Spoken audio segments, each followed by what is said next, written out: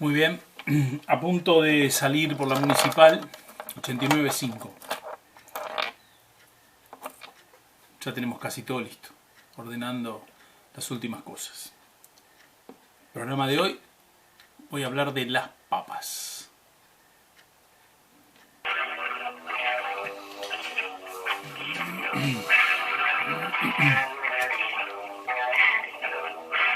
Hoy, en Acá Estamos, te proponemos escuchar la historia desde una mirada más amplia. Historia agrietada, con Daniel López.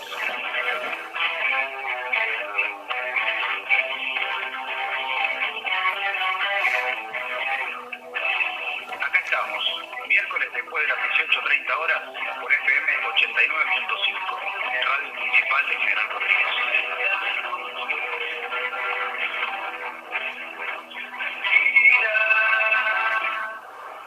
Bueno, muy buenas tardes, Daniel, ¿qué tal? ¿Cómo estás? Hoy no es miércoles y viernes, pero bueno, acá estamos. Hola, buenas tardes, ¿cómo estás, Ale? ¿Qué hoy estás solo? Estamos con el señor Luis Mansur porque Tula no anda por acá hoy. Ah, bueno, mucho gusto, buenas tardes. El gusto es mío. No sé, con Tula no sé qué pasa, ¿eh? Te anda escapando. Sí, anda escapando, sí. No sé qué tenía... No, me dijo que tenía algo que hacer, pero viste, yo, imposible, inchequeable, así que bueno. No, claro. Vamos a creerle, vamos Ya, a creerle. ya está, claro. Bueno, hoy tenemos una historia que tiene que ver con la misiadura y con la pobreza de alguna manera. Porque vamos a hablar de la historia de la papa. Ajá. Ajá. Me sorprendió el otro día que fui ahí a una casa que venden comidas en el centro de Moreno. Promocionan la venta de papas fritas. Sí. Y entonces digo, bueno, voy a comer un pancho. ¿Un pancho? No, dice, pancho no hay. Y bueno, ¿y qué hay como para acompañar? No, solo papas, me dijo. Me llamó la atención ese detalle, ¿no? Sí. Solo papas. Bueno, la historia de la papa es muy interesante porque está asociada a la pobreza directamente, ¿no es cierto? Sí, sí. La papa es un producto americano, es decir, es originaria de América. Como muchos otros, por ejemplo, el maíz, bueno, la palta, los tomates, ya sabemos, el cacao también. Algún día vamos a hablar, hay historias interesantes, el maní. Hay muchos otros. Los españoles cuando vinieron también trajeron productos. Acá, por ejemplo, el trigo y el arroz, que son, junto con la papa, los tres alimentos que sostienen la gran alimentación del planeta. El trigo y el arroz vinieron de Europa. Y vino también la caña de azúcar, que después pegó muy bien acá y hicieron los cultivos. Bueno, hoy, como dije, vamos a hablar de la papa. Es un alimento muy nutritivo y especialmente barato, digamos, porque prolifera mucho. La planta da muchas papas y entonces sirve, digamos, para alimentar a multitudes, a mucha gente. Los conquistadores que vinieron acá buscando el oro, la llevaron. Por primera vez hay constancia de cultivos de papa en Europa en el 1565, en las Islas Canarias. Y más o menos para 1573 la papa ya se cultivaba completamente en España. Era de cultivo en España. Y tenía mala fama, de movida tenía mala fama. ¿Por qué, che? Bueno, porque como estaba por debajo de la tierra, se creía que era peligrosa, en realidad se creía que era venenosa. No pasó solo con la papa, pasó incluso con otros frutos que fueron de acá, por ejemplo el tomate. Tomate corrió la misma suerte, casi 200 años no se lo consumía porque la gente le tenía miedo al tomate. Ah, mira. Sí, y con la papa pasó lo mismo. Se le daba de comer a los chanchos y comían los animales, porque claro, como en su esencia la papa queda debajo de la tierra y luego todos los años brota, las vacas y los animales se comían las plantas y la papa siempre quedaba debajo de la tierra y servía como abono, digamos, ¿no es cierto? muchos pensaban eso, que la papa era venenosa. Se la daban a los mendigos la papa, a los pobres que no tenían absolutamente nada para comer. Los primeros que adoptaron, digamos, la papa fueron los marineros. Los marineros sí, porque llevaban algunas para consumirlos en viajes muy largos. Y por eso fueron ellos los que la extendieron a China y a Japón casi en los primeros años del siglo XVII. Y después sucedió en Europa que había una gran necesidad de que la gente tuviera para comer. Y hubo un francés, un agrónomo, que es de apellido Parmentier, Anthony Parmentier, quien es el que logra, digamos, que las clases bajas la acepten. Esa planta, las plantas de papa, como tienen lindas flores, las plantaban en los palacios, digamos, ¿no es cierto? En los palacios del rey. Entonces, ¿qué hizo él? Para que los pobres la acepten como una planta, hizo un truco que a veces hace la publicidad, ¿no es cierto? La consumen los ricos, entonces los pobres la van a aceptar. ¿Qué hizo? Hizo plantar en unos jardines que había ahí cerca de la Torre Eiffel y el Arco del Triunfo, que no eran cerrados los jardines, sí eran cerrados, eran públicos pero cerrados. Entonces, durante el día los jardines se abrían y de noche se cerraban. Y él lo que hizo, estaba el rey Luis XVI, que no era un rey muy querido, entonces él lo que hizo fue que cerraran los jardines de noche, pero que le permitieran a la gente robar las papas de noche.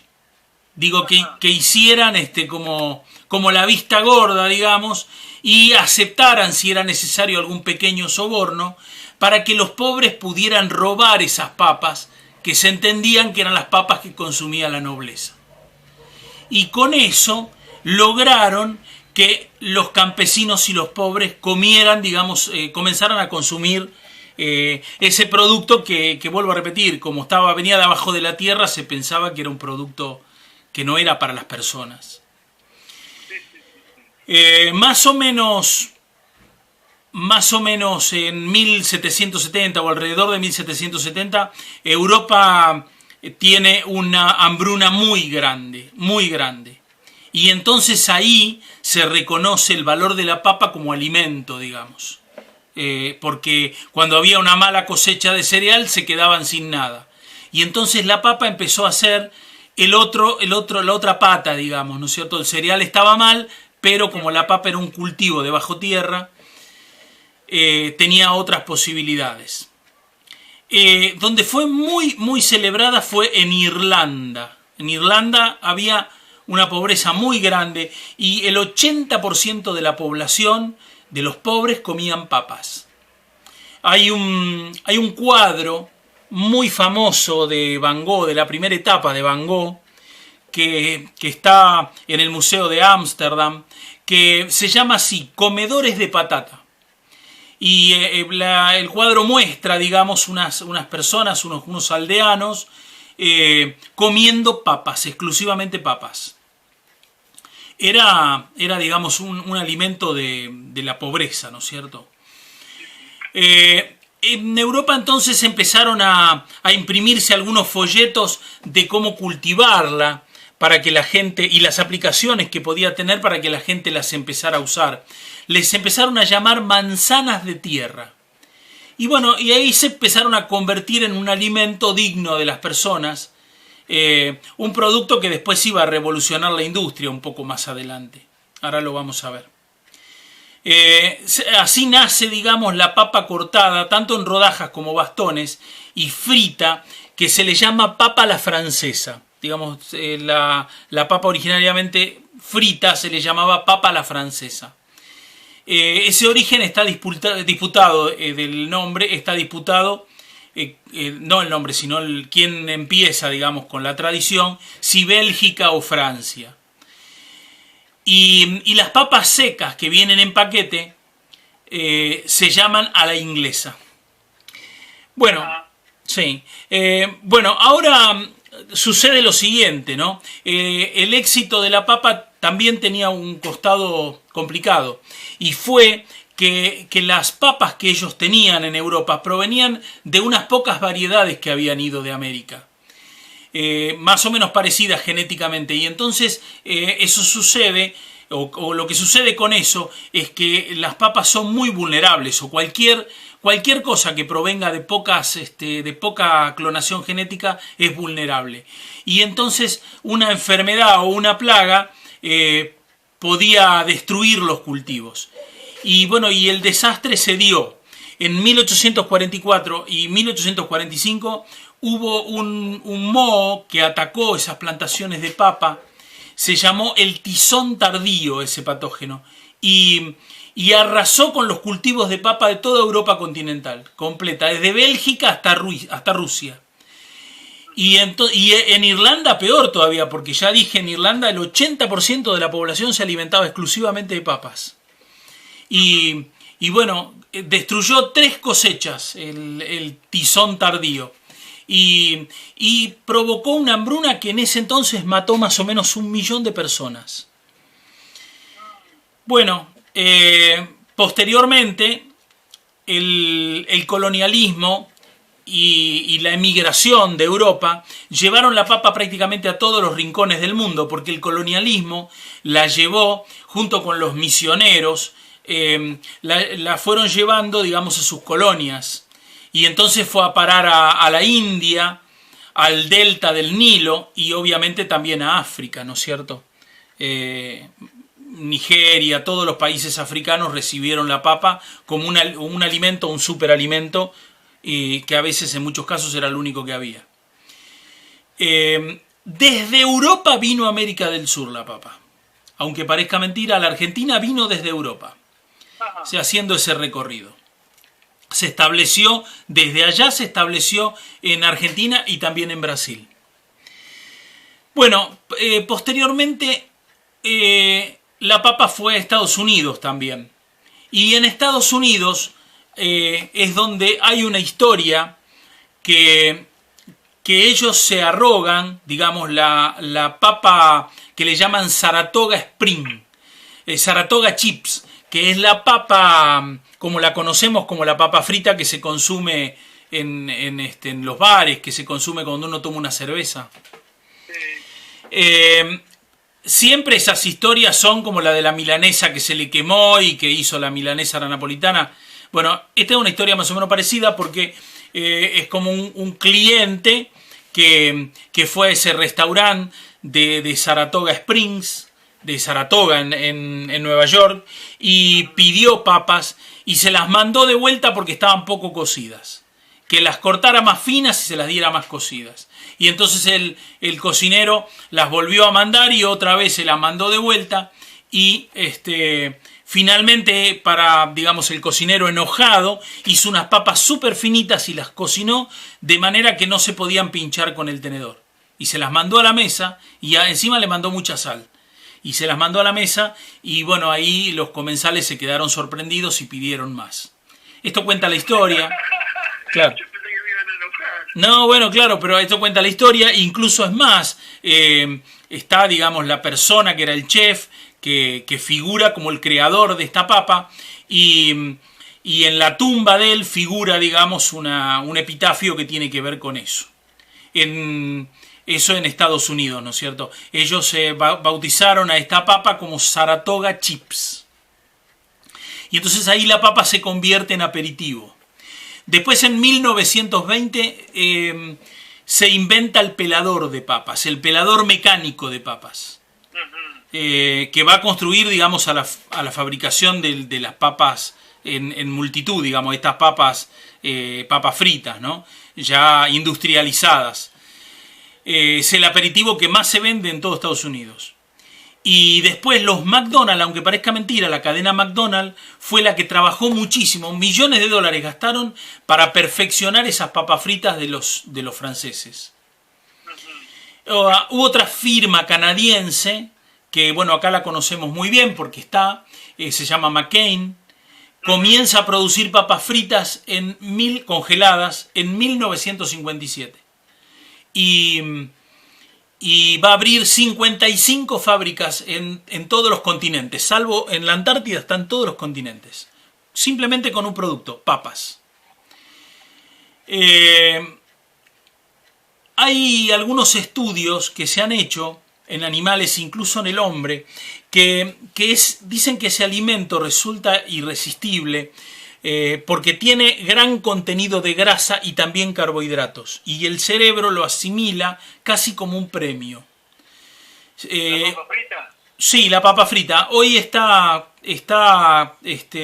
documentado de que hay regiones del cerebro relacionadas con el sistema de recompensas similares a las que ocurre con el chocolate y con el queso, por ejemplo.